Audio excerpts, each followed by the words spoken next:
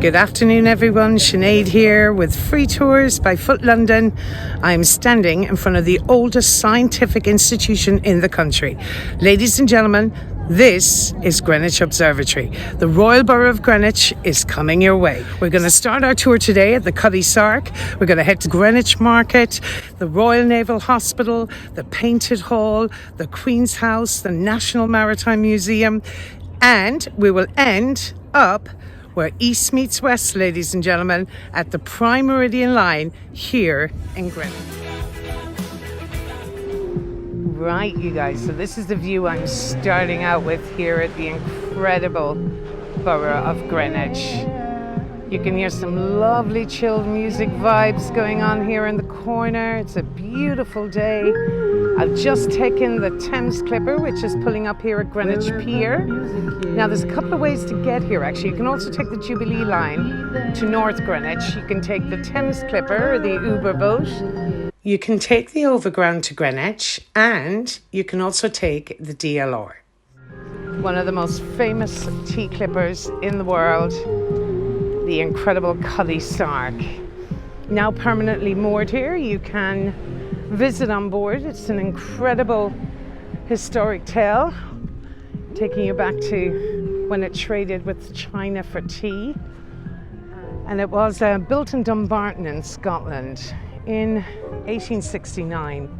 And as I mentioned, it was one of the last tea clippers, but also one of the fastest to ever be built. But an amazing attraction. The minute you get off the boat, it's right here. Of course, it wasn't long afterwards that steamships took over, and the efficiency of their fuel consumption made it a lot quicker, and the opening of the Suez Canal, of course, made the trade to China a lot easier. So they became extinct, but I mean, they served their purpose. Now, you can visit on board here. I believe it's something in the region of about £10, ladies and gents. So it's a great thing to do with the kids and families.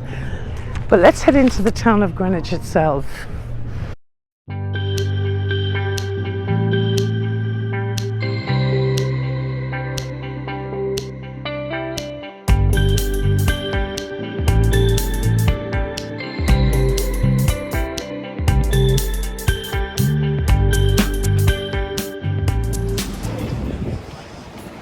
So the market was granted a royal charter in 1849, and it was originally constructed as part of a town improvement scheme. Now it's become one of the more popular places to visit every single day, but I suppose the busiest day of the week is always Saturday and Sunday. So you can find a wealth of amazing little goods and souvenirs here, from crafts and arts and crafts and jewellery to art to vinyl records, to bric-a-brac, if you like. People tend to pipe cleaner art, handmade crafts. I have a couple of just to give you a little overview of what's on offer here.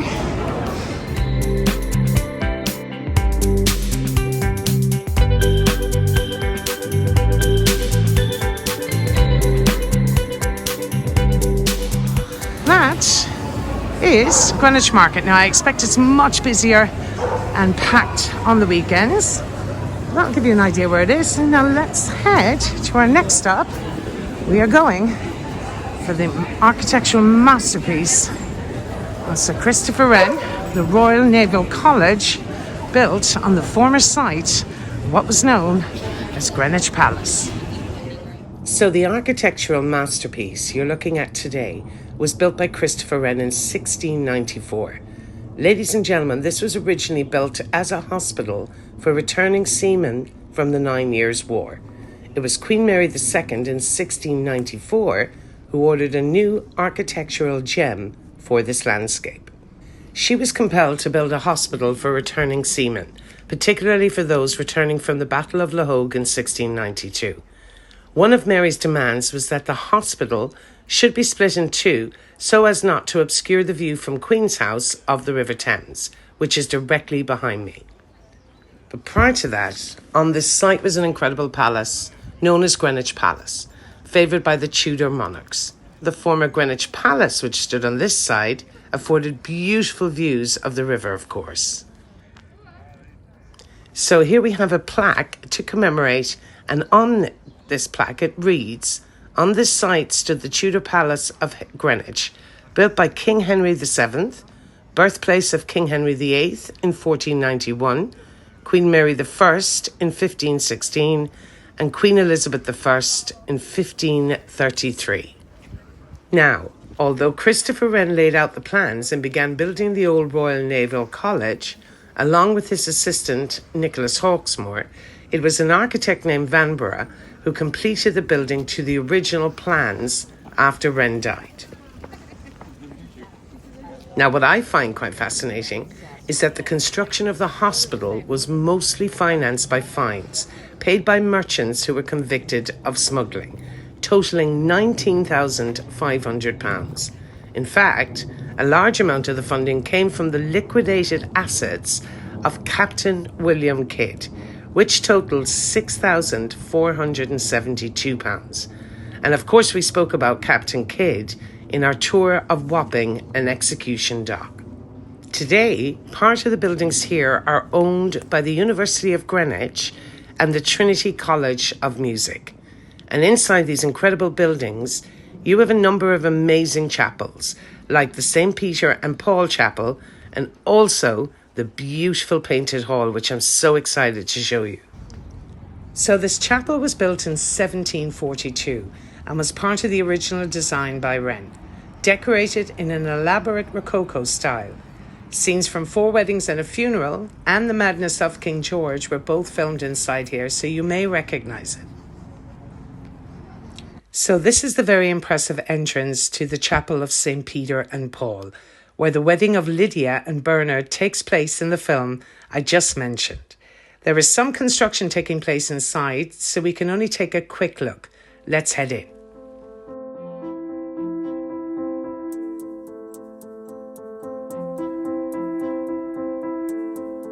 The stunning altarpiece painting is called Preservation of St. Paul After Shipwreck at Malta and was done by an artist named Benjamin West, often said to be the Raphael of America. Next up, folks, we're heading into the stunning painted hall, which took 19 years to complete. This is widely regarded as the Sistine Chapel of Great Britain. I can't wait to show you the stunning gem inside this building here. So this is the stunning entrance to the painted hall, folks, and it was James Thornhill won a commission to paint a tribute here to the British monarchy, and this is the result. Widely regarded to be the Sistine Chapel of Great Britain, 40,000 square feet of a masterpiece. The mural depicts the divisions between Protestantism and Catholicism in this country. I mean, it's absolutely breathtaking. And I'm going to take you up the steps. And sorry about the slight unsteadiness of the camera. They insist that there is no gimbal allowed in here. So we're going to take you for a closer look. Look how breathtaking that is.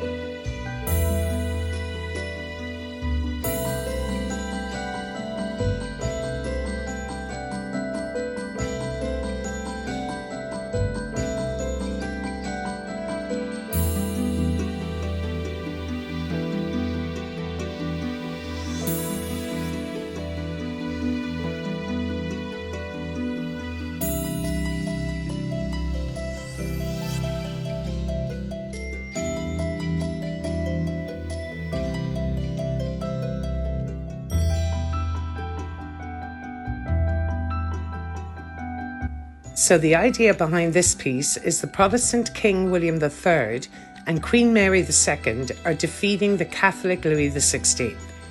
As you can see, he's dropped his crown, basically implying that Protestantism is victorious over Catholicism. A mural to depict and glorify the monarchy, a stunning work by James Thornhill that took him 19 years.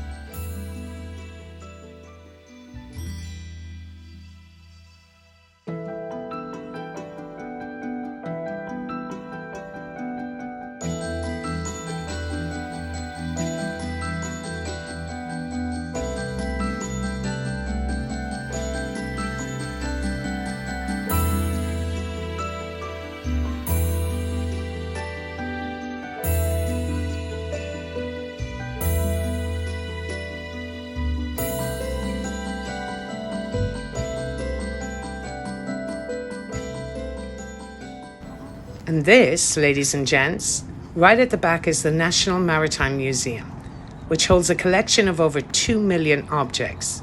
It was formally opened on the 27th of April in 1937 by King George VI, who was accompanied by his daughter, the young Princess Elizabeth. The museum holds the most important artifacts in the world that relate to Britain at sea. And there is one particular exhibit I'd like to show you inside. With a collection of over 2 million objects, folks, there's plenty to see and do here, but I'm going to take you up very briefly to Nelson, Navy and Nation exhibit. Incredible to think they actually have the bullet-ridden jersey of Admiral Lord Horatio Nelson. This is the coat of Nelson, the actual coat he was wearing when he was fatally shot in the shoulder. You can just make out the hole on top, folks. After death, he was eventually returned to Greenwich, and so his corpse would make the journey. They pickled his body in a vat of brandy. They do say, however, that the sailors aboard the ship had drunk the brandy during the voyage, and this is said to be the origin of the term tapping the Admiral. Next up, ladies and gents, right beside the National Maritime Museum is the stunning masterpiece of Inigo Jones, the Queen's House. A former royal residence built between 1616 and 1635. It was built by Inigo Jones, who was widely regarded to be the first architect of London. The Queen's House is credited as being the first classical building to have been constructed in the country. It was built for Anne of Denmark, the Queen of James I.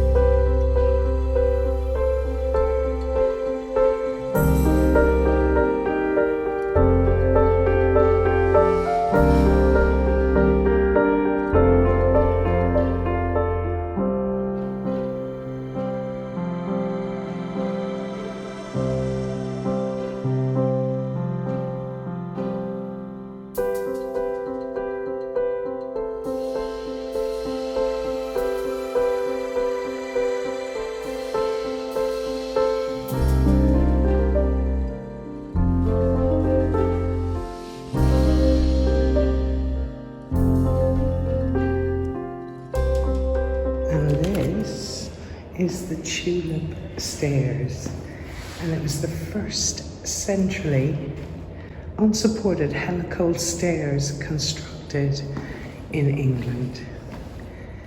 And the Tulip Stairs, as they call it, this is where we have the actual tulips. This would have been an absolute marvel to anyone visiting this incredible house in the 17th century. I'm standing, ladies and gentlemen, right in the centre of one of the oldest royal parks in London, and one of these most popular with locals in the area, but a 200-acre vast estate that was laid out first by Humphrey, Duke of Gloucester in 1462. This was the playground also of Henry VIII, ladies and gents, as he grew up in the area. But this in his adult life is where he came to show off his manly skills of sword fighting and hunting and jousting. Just take note in the background of this big red time ball, ladies and gents. It's on top of Flamsteed House, and I'm going to be heading up there very shortly. It's one of the world's earliest public time signals, distributing time to ships on the Thames and many Londoners. The time ball was first used in 1833 and still operates today. Now it's just 12:55. Each day that time ball raises halfway up its mast, and at 12:58 it's going to raise all the way to the top, and at 1 p.m. exactly this ball will fall. Only the richest people at the time could afford watches, folks, and to buy clocks and watches of their own, so most people relied on public sundials to tell the time. But confusion arose when different local times were being recorded in both the east and the west. and some of them had a 30-minute time difference. And this led to the creation of standard time based on the prime meridian line at Greenwich. And you'll see the ball heading up right now. And exactly 1 o'clock, we'll see the ball fall. I'm waiting for that ball to drop still, folks. There you go. Exactly 1 p.m, folks. And this, folks, is the incredible Royal Observatory. And it's the dividing point of the world where east meets west. The foundation stones of the Royal Observatory were laid at 3:14 p.m. on the 10th of August, 1675. And it marked the beginning of the universal standard of the measurement of time. Now we're going to have a quick look inside. As you first enter, you're faced with William Herschel's telescope, folks. And it's the remaining section of a 40-foot reflecting telescope which was built for the astronomer William Herschel, who became famous for his discovery of the planet Uranus in 1781. He actually lived as well in Bath for a period of time, folks, where you can visit the famous Herschel Museum. You're heading here to get your tickets because we're here for the Prime Meridian line. So your first stop on the tour is Flamsteed House, folks. And Flamsteed was the first astronomer royal. He was the one who approached Wren, Sir Christopher Wren, to build Royal Observatory, and he built it for less than £500. Flamsteed did most of his work, 43 years of watching stars in a shed at the bottom of his garden as the roof could retract, lying on a mattress with instruments he bought himself. You get an idea where he did most of his incredible research.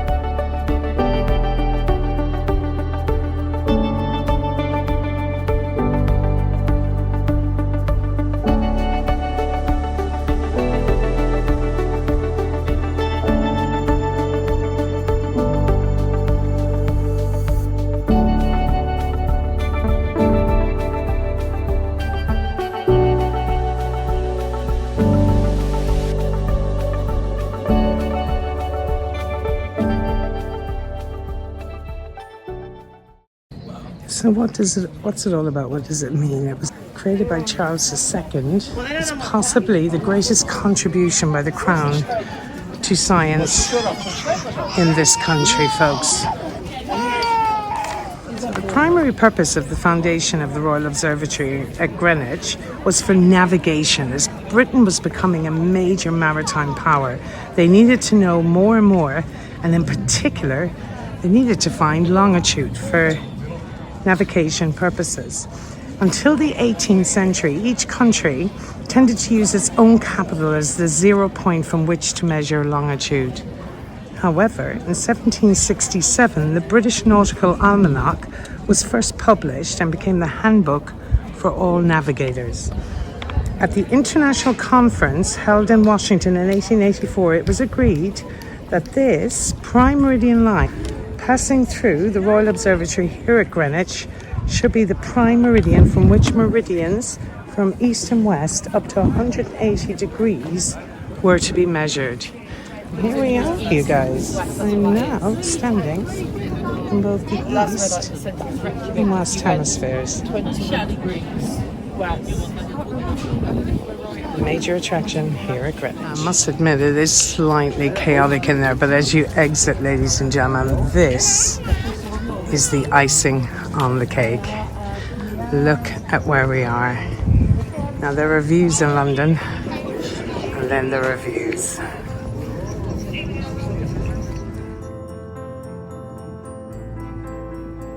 On top of Greenwich Parks, folks, we can see where we've been. The Queen's House and the old Royal Naval Hospital.